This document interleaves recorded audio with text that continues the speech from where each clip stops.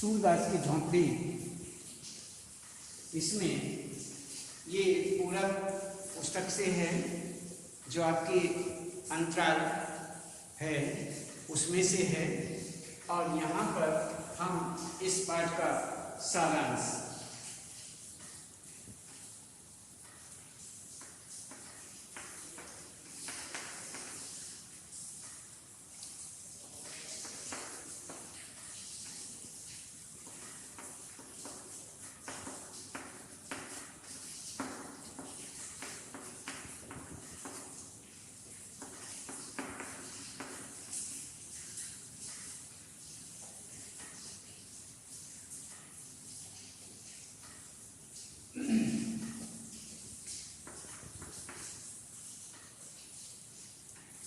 इसमें यहाँ पर शीर्षकों के रूप में, शीर्षक रूप में आपको हम बता रहे हैं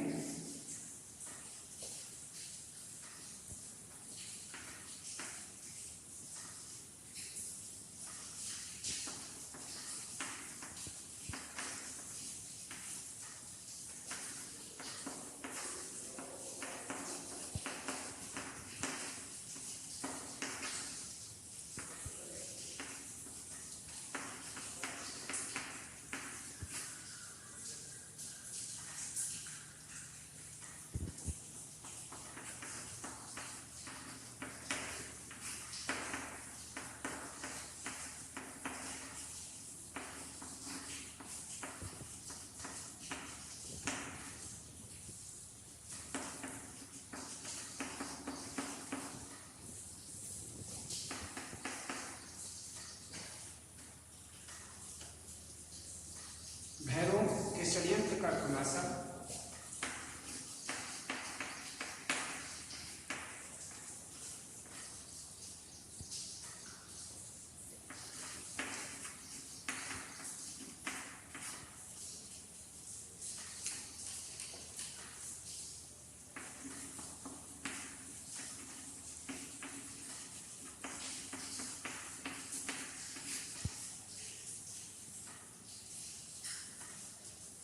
खुलासा जगधर का ईर्ष्या की आग में जलना,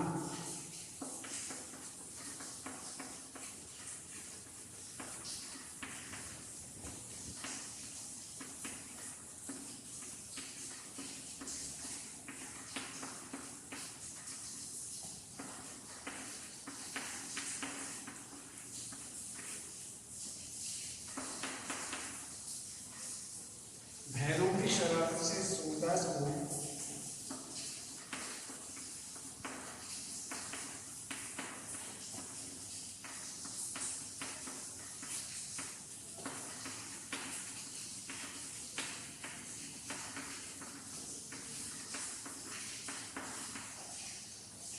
अवगत कराना,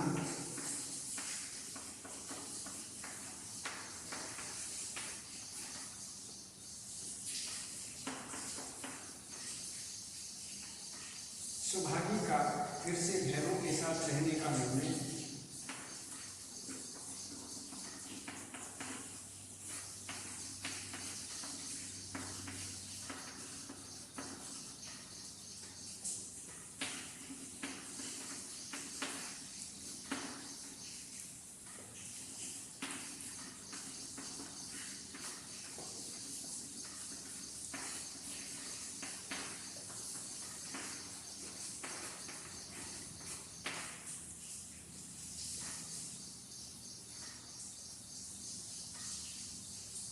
भेषु की बात से प्रेरित होना,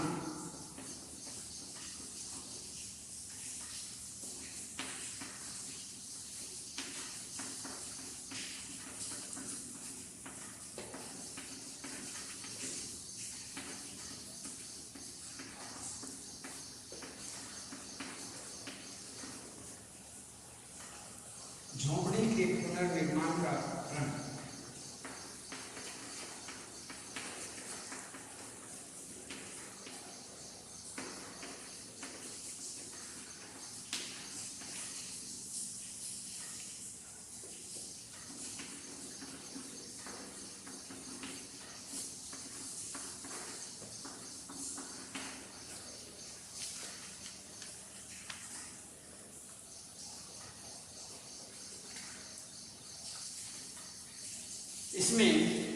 सूरदास के सारांश जो है वो शीर्षकों के रूप में बता रहे हैं कि सूरदास की झोंपड़ी का जलना, रूपों की पौटली की चिंता, भैरों के षड्यंत्र का खुलासा, जगधर का ईर्ष्या की आग में जलना, भैरों की शरारत से सूरदास को अवगत कराना, सुभागी का फिर से भैरों के साथ रहने का निर्णय, घीसू की बात से प्रेरित होना और झोंपड़ी के पुनर्निर्माण का प्रण। तो इस प्रकार से यहाँ पर ये सारांश शीर्षकों के रूप में। अब हम देखते हैं सबसे पहले, इसमें सबसे पहला है सूरदास की झोंपड़ी का जलना।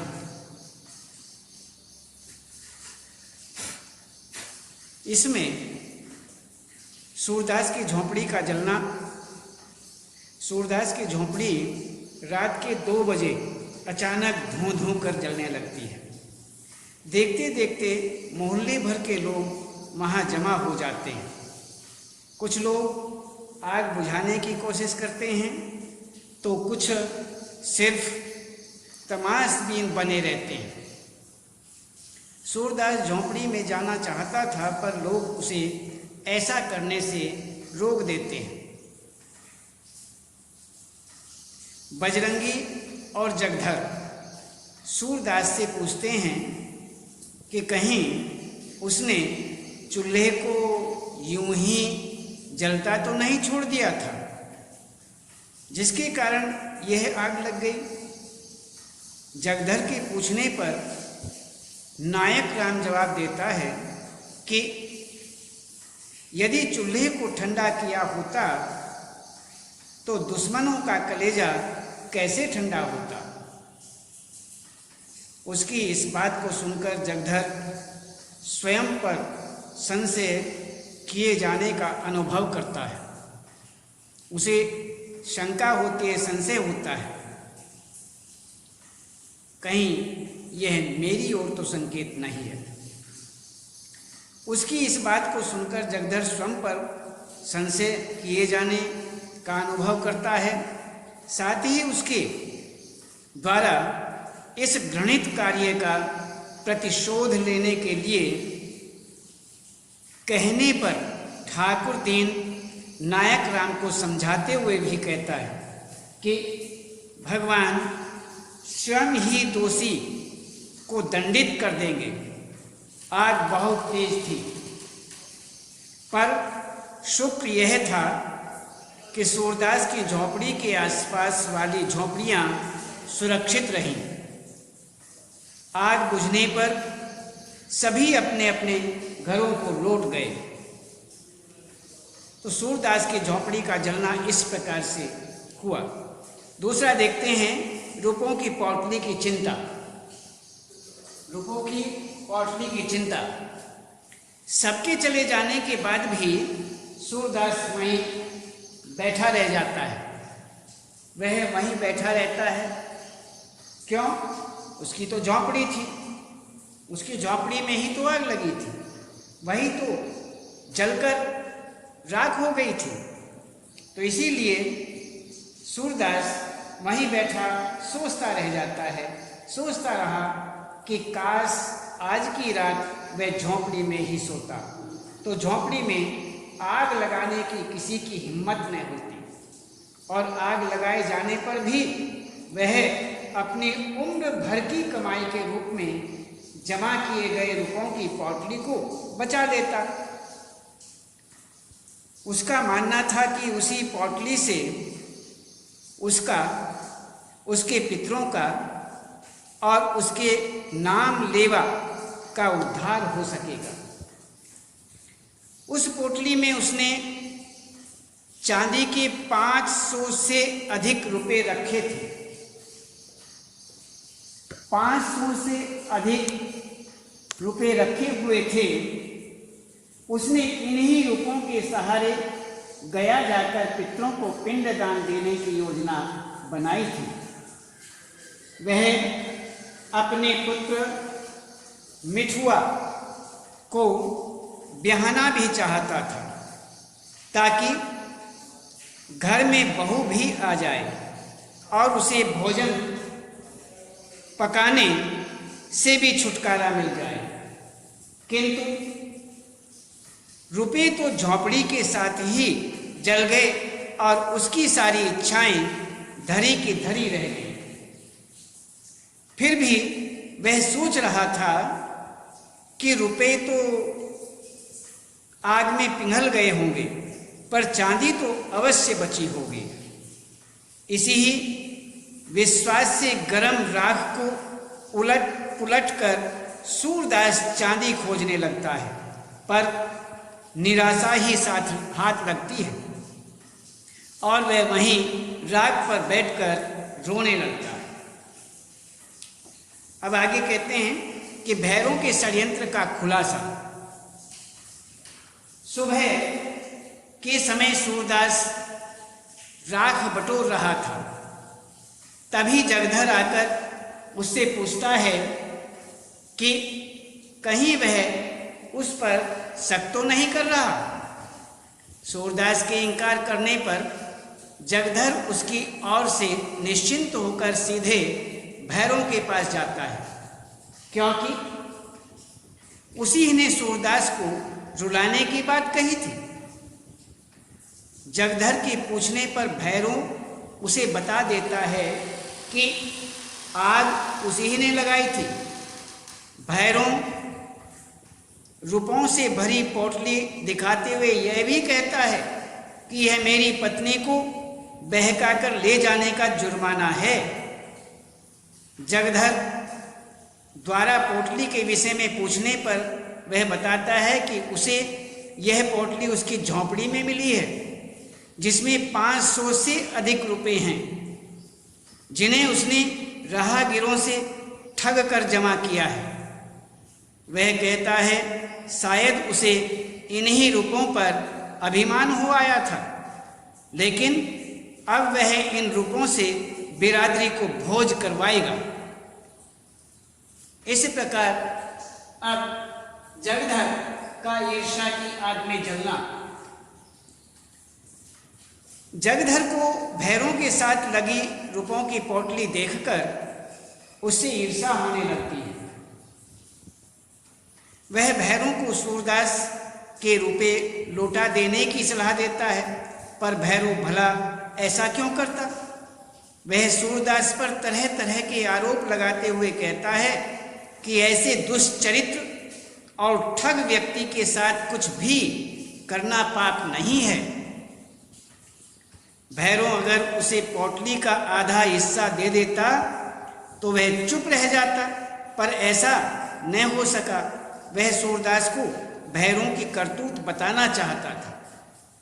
उसके पास जाते हुए वह भैरों से खुद की तुलना करता हुआ सोचता है कि तेल की मिठाई को घी की कहकर बेच ईमान तो वह भी गंवाता है, पर उसे आज तक कुछ भी प्राप्त नहीं हुआ। यह जगधर का ईर्ष्या की आग में जलना। अब आगे कहते हैं भैरों की शरारत से सूरदास को अवगत करा। सूरदास को यहाँ पर अवगत कराते हैं कि सूरदास के पास पहुंचकर जगधर उसके रुपयों की पोटली भैरों के पास होने की बात कहता है, किंतु सूरदास अपनी हैरानी को छिपाते हुए कहता है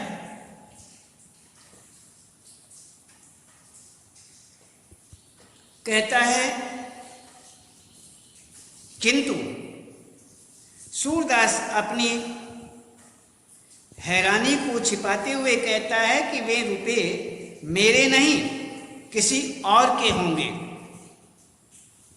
मुझ भिखारी को भला 550 रुपये कहाँ से मिलेंगे।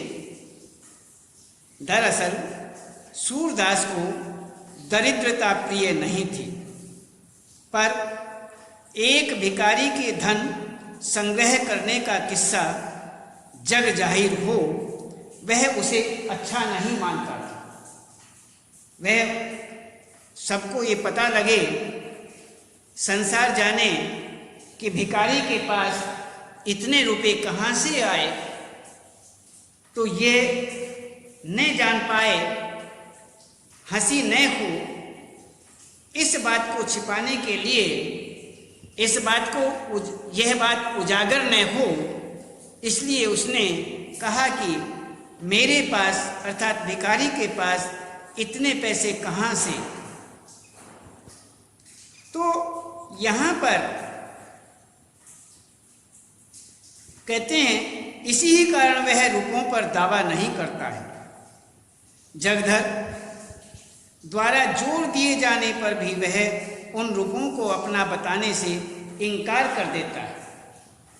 इस प्रकार यहाँ पर ये जगधर का ईर्ष्या की आग में जलना, भैरों की शरारत से सूरदास को अवगत कराना, उसके बाद सुभागी का फिर से भैरों के साथ रहने का निर्णय। इसमें सुभागी रात भर मंदिर के पास छिपी थी। उसे घटना की सच्चाई मालूम थी। वह यह सोचकर दुखी थी कि उसके कारण उसके पति ने सूरदास की झोंपड़ी में आग लगा दी, कि वह उसके कारण ही हुआ। यदि वह इधर नहीं आती तो सूरदास की झोंपड़ी भी ईर्ष्या के कारण न जलती। अर्थात उसने उस भावना से उसमें आग लगाई। तो इस प्रकार ये कहते हैं कि सुभागी रात भर मंदिर के पास छिपी थी। उसे घटना की सच्चाई मालूम थी। वह यह सोचकर दुखी थी कि उसके कारण उसके पति ने सूरदास की झोपड़ी में आग लगा दी। सूरदास को दिलासा देने के लिए वह उसके पास पहुंचती है। वह भैरों के नीरस स्वभाव के कारण अकेले रहकर जीवन यापन करने का निर्णय कर चुकी होती है। लेकिन जगधर के यह कहने पर कि भैरों सूरदास की झोंपड़ी में आग लगाकर उसके रूपों की पोटली भी अपने साथ ले गया, जिसे वह अपनी आंखों से देखकर आया है। सुभागी सूरदास से पोटली के विषय में पूछती है, जिस पर वह इनकार करता है। लेकिन वह उसके चेहरे से उसकी वेदना को पहचान लेती है। सुभागी अपना प्रण तोड़कर फिर से भैरों के घर में रहने का मन बना लेती है। अब उसे सूरदास के रुपए दिलाए बिना चैन में था। इसमें वह जगधर के साथ भैरों के घर की ओर चल पड़ती है। अब आगे सुभागी का फिर से भैरों के साथ रहने का निर्णय और घेशु की बात से प्रेरित होना। घेशु की बात से सूरदास का मन घोर निराशा में डूबा था।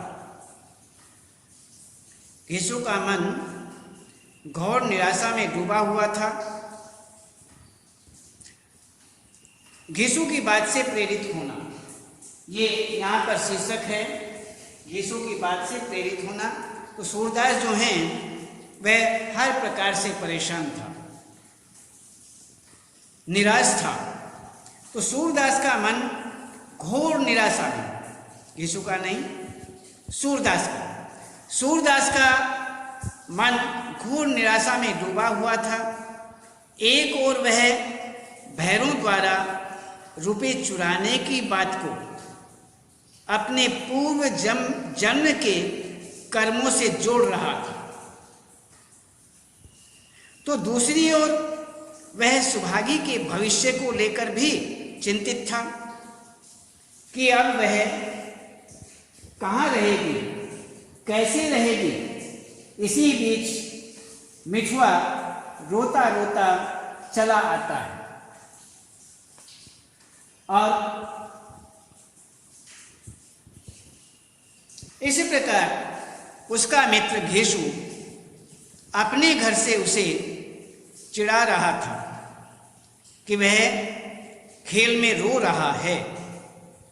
घेसु की इस बात को सुनकर सूरदास की उदासी, ग्लानि, क्षोभ सब कुछ गायब होने लगे। वह सोच रहा था कि जब बच्चे भी खेल में रोना अच्छा नहीं मानते, फिर वह बड़ा होकर यह भूल क्यों कर रहा है।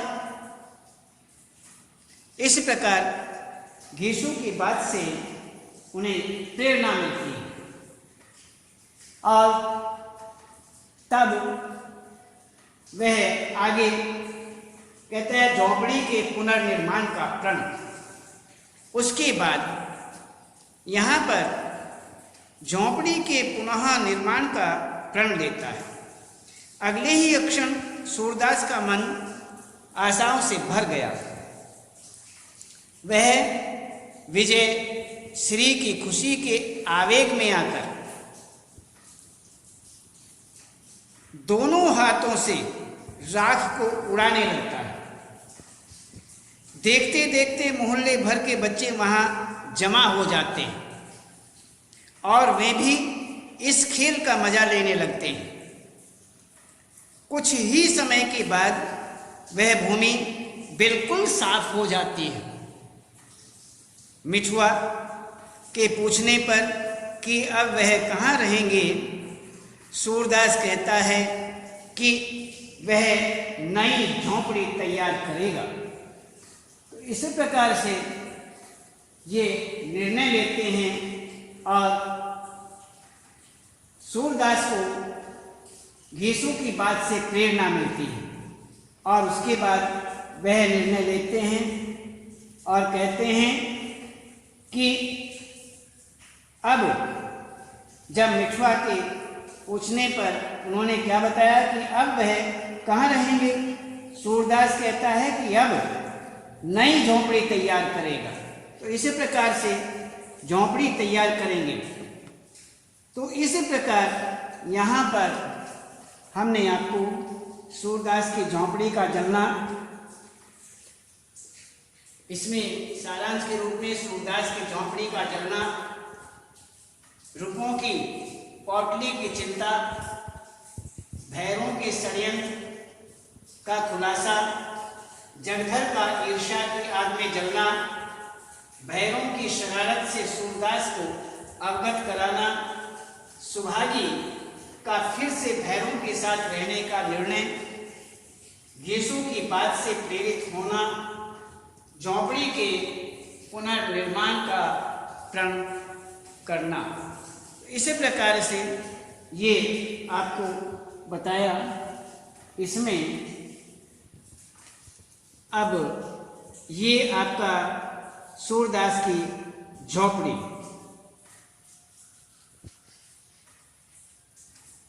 इसमें ये आप बहुत अच्छी तरीके से करेंगे और इसके विषय में जैसे तो हम 100 लाख कर बनाएंगे, 100 लाख बार बनाएंगे, हम 100 लाख बार बनाएंगे। इस कथन के संदर्भ में सूरदास के चरित्र के विषय में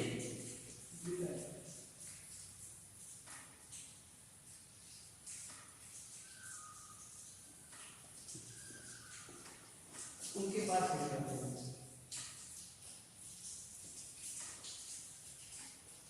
राहुल संघ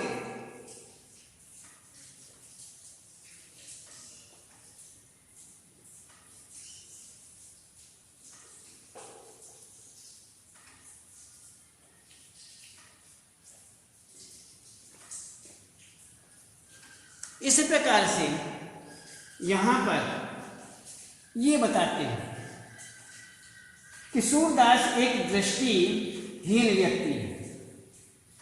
वह अपनी विकलांगता की वजह से लाचार है, बहुत लाचार हैं, बेबस हैं, अपनी परिस्थितियों से दुखी हैं।